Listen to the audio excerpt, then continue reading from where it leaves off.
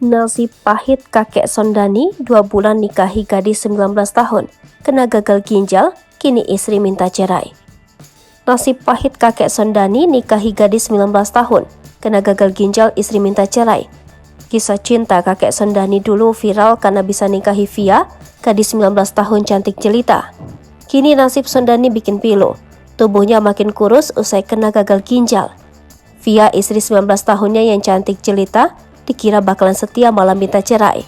Setelah 2 bulan menikahi Via, gadis 19 tahun kakek Sondani justru ditinggalkan. Bahkan mirisnya, kakek Sondani ditinggal saat dirinya divonis mengidap sakit gagal ginjal. Kini tubuh kakek Sondani pun tampak kurus, penampilannya sudah tak sementereng dulu.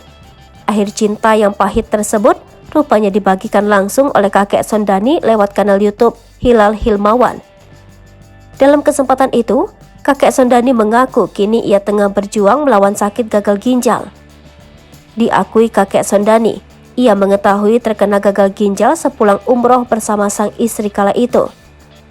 Mendadak tubuh kakek Sondani menjadi lemas. Kini, kakek 63 tahun ini harus menjalani cuci darah 2 kali dalam seminggu. Dalam kondisi terpuruk seperti ini, rupanya kakek Sondani harus menerima kenyataan dicerai sang istri. Via yang dinikahi kakek Sondani dengan mahar 500 juta rupiah justru meminta cerai. Jangankan merawat di rumah sakit, Via malah meminta pulang ke rumah orang tuanya saat tahu kakek Sondani divonis gagal ginjal.